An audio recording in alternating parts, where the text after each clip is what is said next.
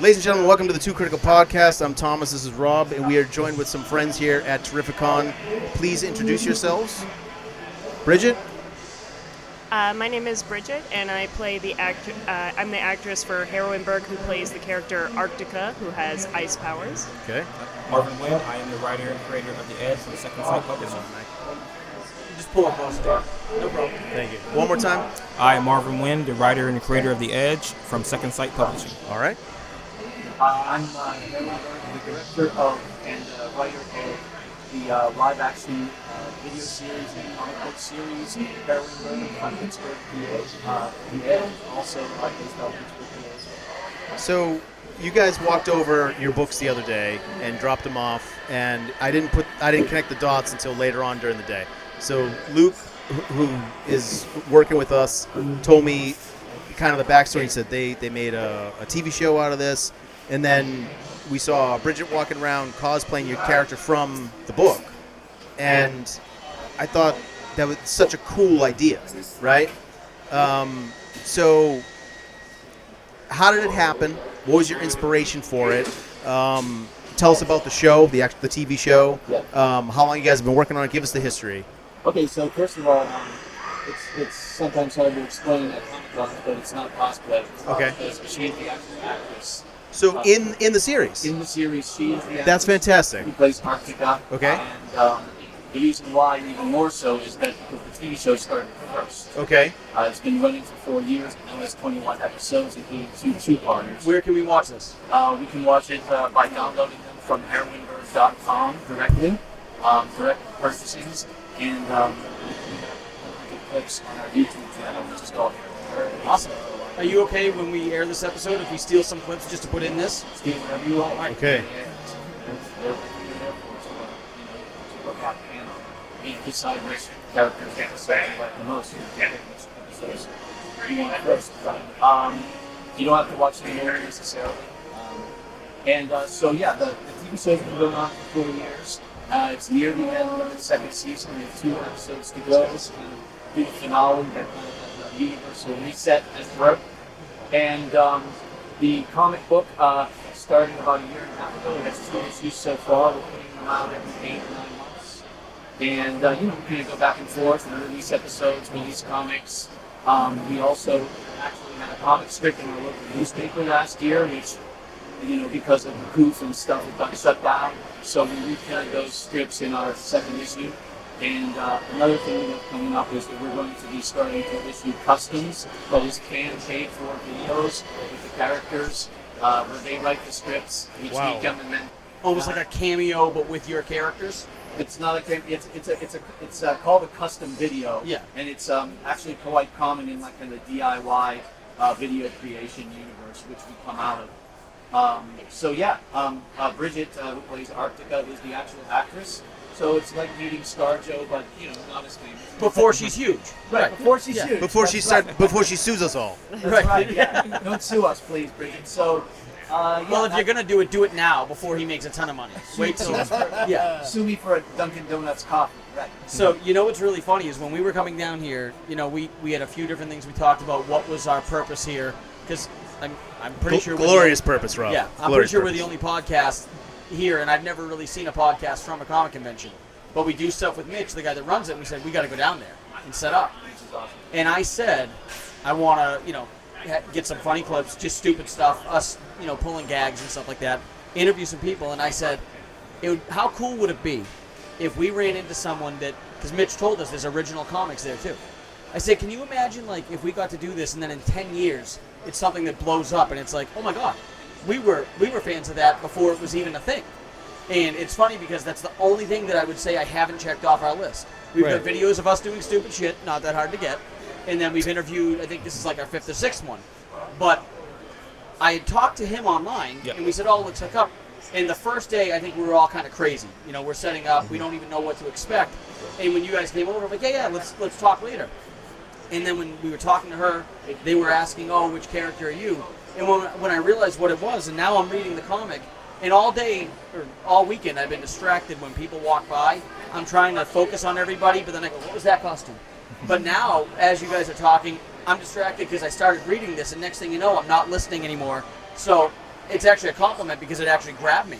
So I might have checked that last box, and I'm hoping in 5-10 years, we have to pay you to come on our podcast because you're so big and successful. Who's directing? What's that? Who's directing? Who's directing what? Yeah, I mean, we're gonna have guests do for their episodes or their films, or I mean, I'll throw my name in the hat right now. All right, that's fine. There's a subtle drop. Didn't work. So you write all these? Yeah, so I'm the creator. You asked about kind of the inspiration or whatever. I'm a Bronze Age kid. Okay. And so 70s and 80s comics and TV shows and movies Right. are my inspiration. Not to say that there aren't things in the 90s and 2000s that inspired us as well, but I kind of grew up. The very first comic I bought was Star Wars #1. Okay. The week it came out. Yeah. So that dates me. Okay. And so I bought comics all through the 80s and saw all these great TV shows. People are saying, this is the golden age of superheroes, but in fact it's the second one, because in the 70s there was a golden age of superheroes, TVs and movies, and we're influenced by, as far as the superheroine content, things like Wonder Woman, Batgirl and Catwoman on Batman 66, Electra Woman and Dinah Girl, Isis and Shazam, Bionic Woman, Colonel Wilma Deering on Buck Rogers, the Red Sonja movie, Alien, all these things. Yeah. It's not the first time there were powerful women doing things in movies and TVs. So this is what I grew up on, and I got out of comics for almost 30 years. Again, that dates me, and was mostly in the music scene, independent music. Okay. And I'm still in that. And a few years ago, I got back into that and learned how to do rudimentary DIY type of filming. And around 2016, started conceiving of these and making these episodes. There was an organization in Pittsburgh called Pittsburgh Filmmakers, where if you joined up, you could get equipment, and borrow it and use it to film stuff. And in fact, we made our very first episode, #1, in the third floor on a Tuesday afternoon of Pittsburgh Filmmakers. And to check out the third floor, there was nobody up there. It was in the summer. And did episode 1 of Heroineburgh up there, fully fleshed out, from the beginning. It was, full stories, spandex and capes, very deep and complex characters based in Pittsburgh, a fantastic version of the city, and CGI from the very beginning. Awesome. Using Adobe Premiere and After Effects Yep. to the best we could. Yep. And started out with some Panasonic cameras, graduated to Canon T5s and 6s, and that's where we are kind of today. So did you want to know how the comics arose out of that? Well, how long is every episode? About half an hour. Okay, that's perfect. So it's like watching a show from the CW, and Right. I watch all those shows too. And, Yeah. Sometimes refer things to them. I'm produced in Pittsburgh with the original characters. These aren't fan films. It's not cosplay films. Right. This is a TV show with original universe, the HCU, as we dubbed it. We dubbed it officially last night on a stream, the HCU. Someone called it that. Very good. That sticks. So how did it turn into a comic? So this is interesting. Again, I didn't abandon the music scene. A lot of the original actors from the comic book were musicians in bands, because they have the charisma to act out and stuff. Since then, we've drawn from the theater, improv, comedy, burlesque, belly dance, cosplay scenes, all those things. Anyone who has charisma to perform, but it started out with music. So I had episode 7 where we have a couple of heroines who are associated with the Pittsburgh goth scene. Yep. And we had a goth club scene, kind of like Blade without the blood coming from them. Yeah. In that scene, there, among the many goths that we had there dancing, there was a guy who I cast to become the main villain in the series, the main co-villain. And his name is Benjamin Zeus Barnett. In the series, he plays Detective Drake, who's a corrupt cop who behind the scenes is trying to destroy the heroines and run criminal enterprises with his wife, Victoria. Okay. And one day I was just talking to Ben, and and I found out he was an artist, and we conceived of the idea of doing a comic book. Hey, you do the interiors, Ben, and my friend Jason, who works for DC Comics, he does all of our t-shirt and sticker art and the cover art for the books. Right.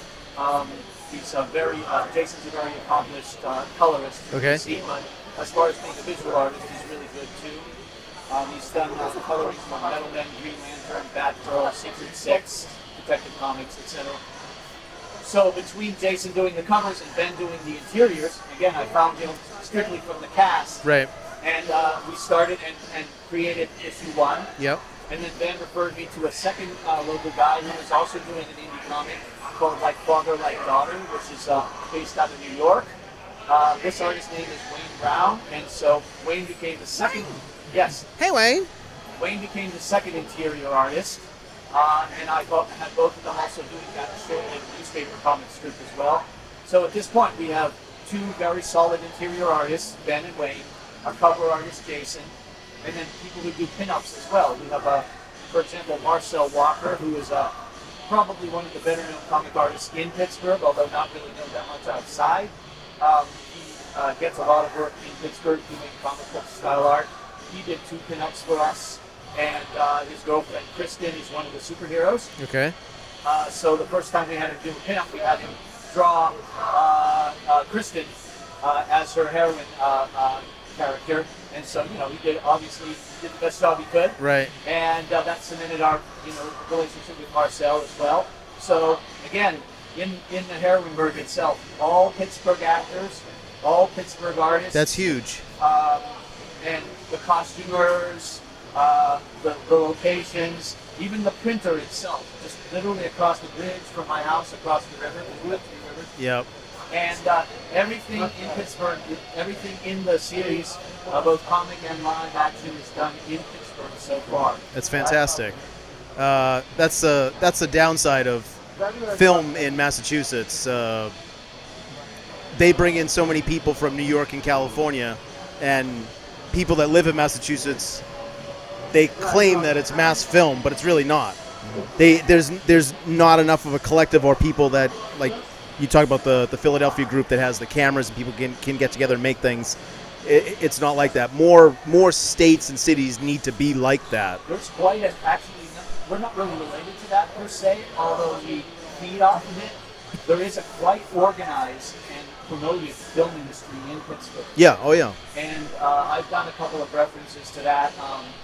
The fight among the skyscrapers downtown in book number 2 kind of references the Inspector Gadget scene, which was filmed in Pittsburgh. Okay. And in episode, our latest episode 19, we do a direct parody of Seth Rogen's American Pickle, Okay. which was filmed right around the corner from my house. Yep. I haven't, sent this to Seth yet, but maybe we will at some point. We literally turned scenes from his film into a superhero saga, Okay. and then had someone play a parody of his 100-year-old Jewish pickle guy character. Yep. And then filmed it in the exact location where a couple scenes That's happened. smart. It was just a fun thing to do. Right. I don't know how many people got it, but Yep. Anyway, there is an active film industry in Pittsburgh. I mean, Dark Knight I was Rises. just gonna say. Yeah.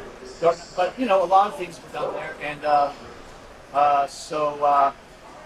we don't cross over too much with that film industry, but they do know about us. And like I said, we have people from the theater and acting world involved in the series. So, real quick, 2 things we probably should have said from the beginning. He's very much like Wilson from Home Improvement, where he's the man behind the wall. So maybe we can insert a bunch of the clips while he's talking, because I'm sure anyone watching this is going to be like, I see 4 people. Right. No one's mouth is moving. Marvin's actually, he can throw his voice, so he's actually, that's him doing it. So I definitely want to get to you in 1 second. Yeah. I'm curious, when you started doing this, obviously, at the very beginning especially, there's very little to no following. How did you describe to people what you were getting involved in? Because I think half the time with stuff like this, the reason people don't do it is because, not embarrassed isn't the right word, but it's something that they're like, oh, it's weird that I'm going to get involved in this. Even us It's a risk. us doing a podcast, I had friends that were like, but why? Mm-hmm. And it's like, because I want to. That's Yes. just what I want to do. So, like, did you get a lot of weird questions? Like, so you're making, like, a comic book style series? Like, what was the response like from your friends when you got involved in this? They were just really excited for me because I was like, I'm gonna be a comic book character. Like, I get to be a superhero, guys. And they were just everybody that I've talked to is really excited about it. Sometimes I have to clarify a little bit and say, well, we were a web series, comic book web series first, and now we have a comic. But Kind of backwards, yeah. Yeah, but no, everybody just really likes it, and they're really excited, and they're like, oh, and it's all in Pittsburgh. I'm like, yeah, just like he said, all the artists, all the people who work on it, all the people behind the scenes, it's all Pittsburgh based. So I think people really like that too, that it's really a homegrown, homemade show. Yeah, and I got to imagine too that, like, if this happened 15, 20 years ago, the response might be a little different. But after the success they've had in the 2000s, if you just say to someone, I'm acting in something that's, whether it's based on a comic book, but just that superhero genre, if you were doing this in 1997, you might get a lot more sideways looks like, but why? Like, I don't understand what you're doing here. And also, nowadays, I mean, it seems like 3/4 of the new projects we hear about are female-led series. So, obviously, like we said, a while ago, it might have been, you're doing what? And as a woman? But now it's, both things are wildly popular. So, it seems like you might be hitting at the right time here where it is a female-led cast. Because I'm sure as you see She-Hulk and, Wonder Woman and Black Widow and all these people now getting their own series, that you're going, okay, people can accept a female-led story. I want Bridget to really talk about, I mean, Dr. Knew it all, but check this out. So not only 70s and 80s, but the more I looked at it and the more I watched, so I didn't actually abandon this culture or genre while I was in the music scene, but I would watch things, and again, here it goes, 90s, early 2000s. Buffy, Xena, Dark Angel, Black Scorpion, Witchblade, Birds of Prey, Painkiller Jane. It didn't stop. It never stopped. They never got the hype that they deserved, No, though. a lot of them never did. But Yeah. the thing is, But they paved the way for what's now. they Yes. definitely did. And I mean, we have a character that's kind of like cross between Xena and Wonder Woman, for example. So I would say that even though it is, of course, the golden age of that, there's been a lot of important things have paved the way, and not only should we give respect to them, but also realize how important they were in kind of solidifying the aesthetic that we're drawing from. So, like I said, we are Bronze Age, but Roger Corman did movies throughout the 90s, all these things. So, very much respect to them, and so Bridget is very charismatic and confident with her character. She's out of the theater and improv comedy scene. So When did you start, Bridget? When did you start acting? Well, I mean, I started acting when I was in school, like plays in middle school and Yep. high school, did one or two things in college. It really wasn't until 2015, though, that I kind of really started to do it more often because, you graduate from college, you're like, oh, well, I like to do that, but there's nothing around me. Right. And then I found out there were actually quite a few community theaters around me. Okay. So I started doing a lot of plays, and then there was a local improv group near me that I went to when I was in college, and they asked me to join them because I was always volunteering for their audience volunteer games. Yep. So that's how I got into improv, and our improv group isn't active now, unfortunately, just because of everything going on. What's going on? Something happened last year? Well, right. There was a ham shortage in Pittsburgh. It was No! It was terrible. Oh my gosh. Rum ham? Can I Yeah. get my rum ham still? That's in Philadelphia. This is Oh, Pittsburgh. sorry. I don't know. He thinks it's all one place. Yeah. People were getting bootleg pigs everywhere. I got a big guy. But I've been in that improv group for 5 years, and that's really been fun, and just doing mostly short film projects here and there. I have one feature film credit, so that's nice. Awesome. I usually do the. Last weekend I was in the Pittsburgh 40-hour film project. Okay. And I've done a whole bunch of those, and those are always terrific fun. Yep. Pittsburgh has a lot of really, really talented people in more ways than one. I'm not even just talking in front of the camera. I'm talking behind the camera. I've worked with some very talented people. We have, whole industry, yeah. How can people find you? Me? Yeah, social media or Binoculars. I mean, If she's far here. away. She's here now, so hurry. I just have an actor Facebook page. It's just Bridget Yeager, actress. Okay. And then on Instagram, I'm Bridget_Yeags, YEAGS. Okay, very cool. Who's this guy? This guy. I don't know who he is. So tell us about Second Sight Publishing. So Second Sight Publishing is a publishing house out of Mississippi that was started last year. So it was something that was picked up in the pandemic. It's the CEO is Bradley Golden, COO is Marcus Roberts. So how I hooked up with those guys is last year we were actually working on releasing issue 10 of The Edge. So what ended up happening was we were doing a release party at the local shop, New Dimension, their biggest chain of stores in Pittsburgh. March came along when it was supposed to happen, and the general manager of the store called me and said, we can't do it. We can't have people in the store. So I'm sitting there with a issue number 10 that I can't sell. I didn't want to release it because people were losing their jobs or everything that was going on with the ham shortage going on during that time. So I mean, people can't get. Stop laughing. It's a serious matter. People weren't getting their bacon, so you're not bringing home the bacon, so you got no money, right? So I'm sitting there and I'm thinking this could be it. I could probably just quit now and then just go into the sunset with comics. And I got in touch with Spike Jarrell. He's the submission editor for Second Sight, and they were going into Diamond's previews. And before we were just self-publishing and we weren't in Diamond, so our reach was limited. So he talked me into submitting. I submitted the book, and actually our artist Mark V. We had drawn a brand new issue number 1 that no one had ever seen. So we went ahead and got it colored, got it lettered, and got it out. It came out March this year, sold out immediately at Diamond. Wow. So the book you're holding in your hand is the con exclusive, but brand new cover. That is actually the 5th print of issue 1. So when did you start The Edge? I started writing it around 2012-ish. And that's when I met Mark, and we really went full bore on it. So we started publishing 2013 about. Okay. And that was just grassroots, contacting people, having a store online and getting it out there. And we were doing pretty good, but our reach wasn't there. Getting into Diamond gave us the reach of the whole world. So we've had sales in, of course, the United States, in Japan, in China, in Russia, in Africa. So we've been hitting the whole entire gamut. Our biggest hurdle right now is issue 2 was supposed to come out last month, now it's August, so last month, but it's been delayed to 8/11. But I mean, if you're at the show, I've got early copies of issue 2 that you can get before the stores get them. Yeah, so I think I say all the time, the big thing I'm waiting for is whether it's a TV series or a film, something non-Marvel or DC to really hit. Yeah. And I don't mean like a Hitchcock, like a one-off. I mean like an HCU or something of the like, Yeah. whether it's Edge or Heroineburgh. I've been saying this for probably 2 or 3 years to you.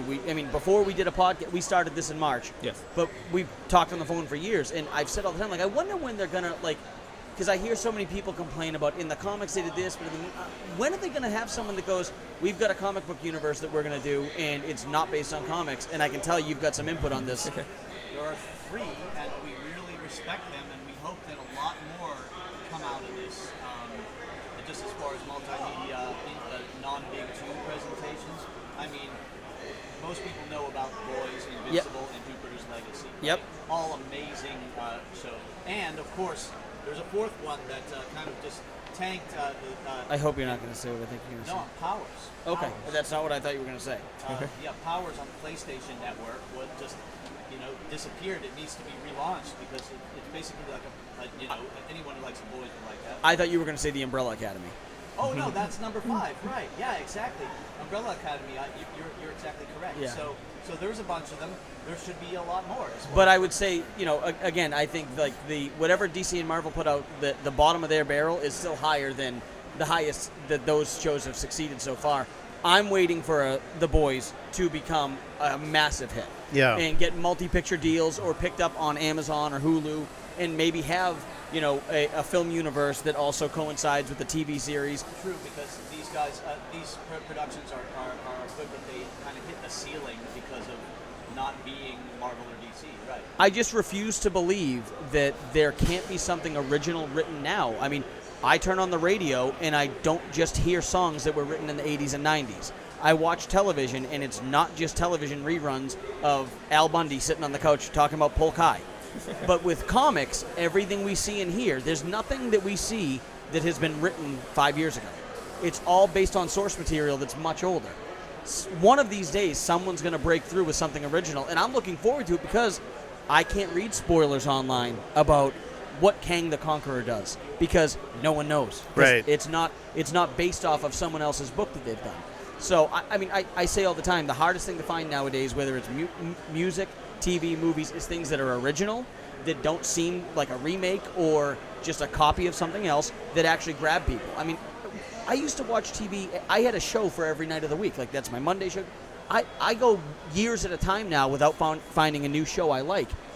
And I don't know if it's film or television that this could fill that void with, but I think that at some point someone's going to break through with a big hit. And, I mean, honestly, I haven't read your story enough to give you an honest opinion if I think it's you, but I just love the passion that you guys have for it and the fact that I think half the problem is people don't want to go for it because they go, well, I'm not Marvel or DC, so I have no chance, so I'm not doing it. Well, I mean, that has a lot to do with the distribution method also, where these stores have to take a chance on those Someone books. needs to step up and go, I'm going to take the risk now. Right. You know, it's easy to buy Apple stock today. Mm-hmm. Someone's going to buy Apple stock back in 1989. That's what you guys need right now. Well, I mean, you have to in the store, so instead of buying 50 copies of Batman, take a chance on 10 copies of another book that someone might have heard of, and they might catch on. It's a whole entire ecosystem of things that have to be done. People have to ask for it. People have to know it exists, and the stores have to support it. Again, this is not the first time indies were big. Yeah. There was the underground comics with an X in the 70s. There was the black and white explosion of the 80s, and I bought that stuff, like Love and Rockets. There was the Image explosion of the 90s, and so on and so on. But right now, there are more offerings than ever before in the history of humanity as far as entertainment in general. Just not quality ones. So when you talk about original content, we kind of have to pull back and stop being as postmodernist, as pastiche as we are as a civilization, and kind of pull back and think more in modernist terms when true progress was being made artistically, aesthetically, culturally, technologically, and especially if we're going into space. Yeah. We got to think like they were in the 50s when they were really starting. How are we going into space? This is original stuff, for the first time ever. Like you said, new ideas are highly welcome, and those are the ones that have quality. Exactly. Well, I mean, I'm rooting for it. I've been saying it for a long time. I want to see something like this. Obviously, we'll do everything we can to promote it up in the 100%. New Hampshire, Massachusetts area. Yep. And whenever you guys come out with new stuff, if whether you want to come back on, we do a lot of our interviews on Zoom. We can absolutely jump on that. And anytime you want to share stuff, we'd be more than happy to put it out there. We have a small following with this. We just started this recently. He's got a lot of other people that he works with his production business. So this is a hobby for us. This is not. Yeah. This costs us money. Yeah. But hopefully someday this will make you money. We don't have that ambition for this. We actually both own separate companies from this. This is our release. Yeah. This is our day. This is our boys' night out. So We're in the ham business, and we're killing it. the year 2030, we'll have cameras that can go. All right, so we'll definitely promote it. And anytime you want to talk more about it, this is the stuff. Like a lot of people we talk to, I like to ask the questions and let them talk, and try to see what they. I don't often find myself going, well, as soon as I get home tonight and I say hi to my wife, I got to check out this series, and that's already where I'm at. I only read Batman comics when I was a kid, and I only read them for about 5 years. When I came here, I wanted to make the decision to start reading something, but I didn't want to go back to all the other stuff. I'm going to read this when I get home. That's not bullshit either. I'm going to read it. He's going to learn to read, and he's going to read this. It's going to take me a bit. Well, I mean, the good thing about it is you're starting off with issue number 1. Right. That are always in production, and it's not 60 years worth of back history. That's what I mean. Like, if you jump in, you're like, oh, God, Well, you how gave can me I for do my this? birthday the Captain America book, and Yes. it's amazing, and I love it. Captain America is my favorite Marvel character. But I mean, it's a long read. Yeah. It's kind of nice to hear, like, hey, we've got this new story that, by the way, like, you could get caught up in a weekend, and now you're going to get new content, and you can look forward to it. Because if you said tomorrow, like, hey, you know what, I think that, I think Spider-Man's kind of cool. I want to read. it's going to take you 10 years to read everything. Yeah, about it's Spider-Man. like when people said to me, "Oh, you got to watch Game of Thrones." It was at season 5. I'm like, Christ Almighty, 5 seasons, an hour apiece, 50 episodes. Good night. Just ripped through that immediately. It's a big time investment. Yeah. Well, yeah. I got in on the ground floor. Yeah. My buddy is obsessed with that. I watched one episode and he goes, first episode's not great, you gotta keep going. Yeah. So I will eventually power through it because anything sci-fi or futuristic, whether it's TV or film, like that's the easiest way to hook me is have it set in the future or space. And I'll watch stuff that's bad just because it's futuristic. Like I was telling Luke on the ride down, we were talking about this. Like I like Interstellar more than I should. Any movie like that, like any Mission to Mars, Gary Sinise movie, it doesn't matter if it's good or not. We're leaving Earth, I'm in. Rob hates it here, just so everybody knows. Yeah, if I didn't have kids and they were saying we're sending people to Mars, we need volunteers. I'm the first one on that line. Yeah. One-way trip. Okay. Aren't we all on a one-way trip right now, sir? Now it's getting deep. Yeah. So I don't know if you have any crossovers, but between Heroineburgh and the Edge, there are some crossover aspects. Okay. I can tell you about that briefly, so it makes more sense while we're all sitting here, other than being from Pittsburgh. Marvin and I are really good friends, but also Marvin runs a second camera also, often for episodes, and plays a character in the series. Excellent. Crossovers are, Pizza and Beer is my favorite crossover. Me and Jerry Ordway every Saturday night. No, but yeah, I'm being an asshole, but no, that is cool because, your universe, your HCU is obviously small right now. I know, you get some characters, but eventually as you expand, it's cool to have someone else that you can bounce ideas off of and like, hey, let's incorporate something you did. Maybe someone that you had in this issue can come back, but in our issue. So I'm sure you're always looking for ways to expand what you're doing, but try to keep it true to what it's hard to cross things over sometimes just because the look and feel and everything. But obviously both being set in Pittsburgh, obviously working together on projects, I'm guessing that makes it a little easier to kind of make it mesh together. Right. I don't like to do any kind of crossover because people have been asking for a while unless it makes sense in the story. Right. It's not just a story first. Yeah, we show up, we fight, and then we team up, and then it's forgotten. Right. Like it has to make sense, and it has to have. You're describing the Defenders series on Netflix. I wanted to like it so bad because it's superheroes teaming up, but they didn't lay the groundwork to make it worth it. And normally I praise Marvel for everything, but I get what you're saying. Like you want to make sure it makes sense. It's not just we're doing this to do it. Yeah, it's not just this one deal thing where after the issue's over, everybody goes back to doing what they were doing, and it's never mentioned again. It has to have lasting things to go on for issue to issue. And that's one of the things that is about the Edge. It's all about escalation. It's all about going from point to point and making sure that what happened in the first issue is still relevant later on.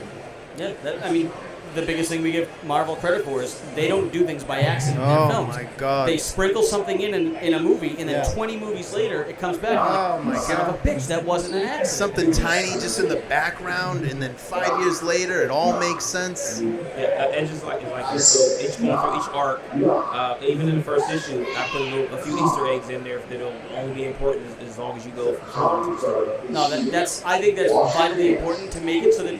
Because otherwise, people don't have to pay attention. Yeah. If you're going to spoon feed them every detail, then they can sit on their phone while they're watching your videos, or even reading your comics and going, yeah, all right. But if they need to know, like, hey, why did this person say or do this? Like this, if they know there's a payoff eventually for it, it kind of makes it so like if you're gonna consume something, you have to be fully invested in it. Otherwise, later on, when you're talking to a friend that also enjoys it, and they say to them, I didn't get that. Well, don't you remember in episode 3 they did this, and then so in 7 when this happened, they're like, nope, no, I didn't see that at all. Like I don't know. It's like in shit action movies when there's a room full of people at like the Pentagon, generals and people from every agency in the world, and the guy goes, I'll have to call over the guys at the CIA. The Central Intelligence Agency.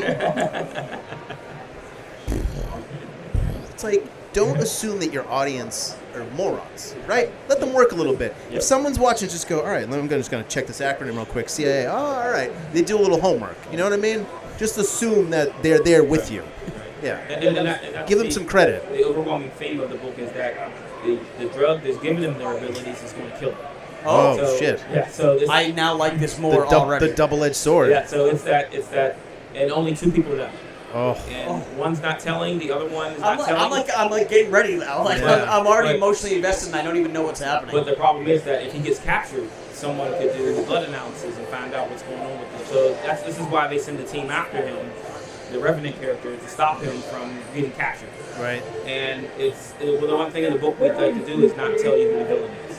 I want you to make up your mind on who's on the right side. It's 3 yellow barrels floating through your comic book.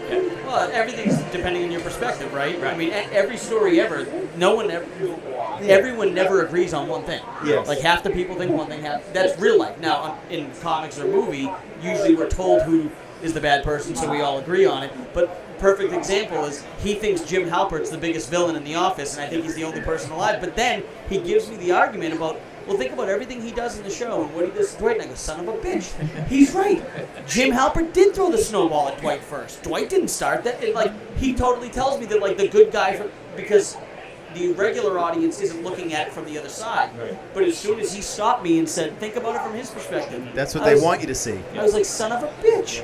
Or the Walking Dead, where they Negan is this bad guy, and then they give you the episode where they show his tragic backstory, and they're making you feel bad for him. And if the story started with Negan, people be walking around with baseball bats, caving in Michonne and Rick are the bad guys. sheriff's heads. Yeah. It's all perspective. So we have very developed and complex backstories for all our characters, and within those backstories, we can find ways to flip them from face to heel or Hero to villain, yeah. So there are characters, and although we do have good and bad factions, there are characters who flip sides. There are characters who pretend to be one thing and are another. And there are ones that walk a gray area. You might call them anti-heroes, right? Sure. So we have all of that enmeshed in the thing. So nothing's shallow about it or one-dimensional. I'm like dying to watch this and read this already. Yeah. And yet, even though it isn't, it's still very fun and campy. Yeah. In other words, we're not grimdark.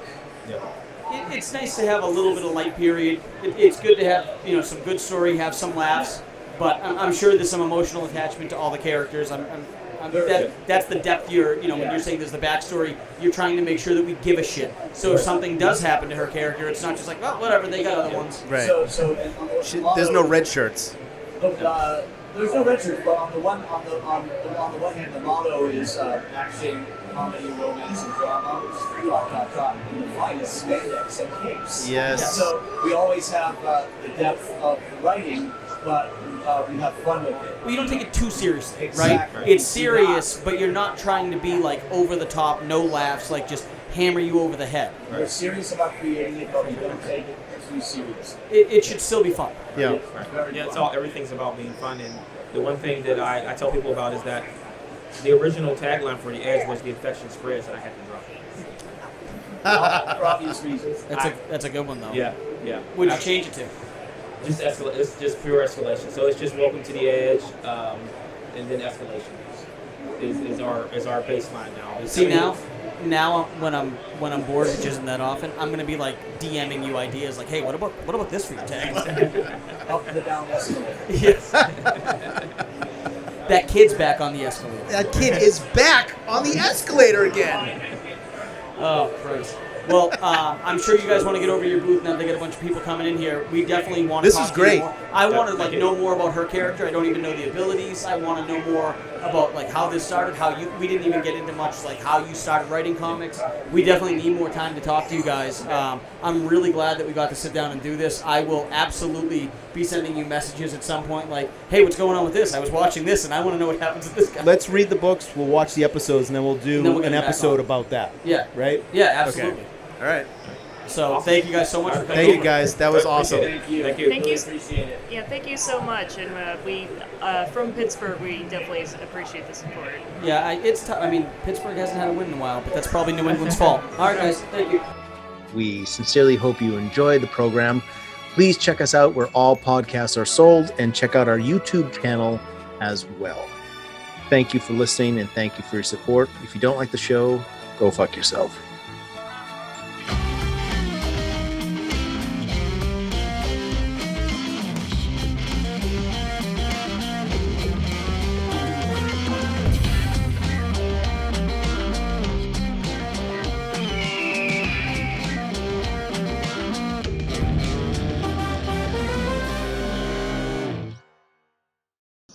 Tommy, come on!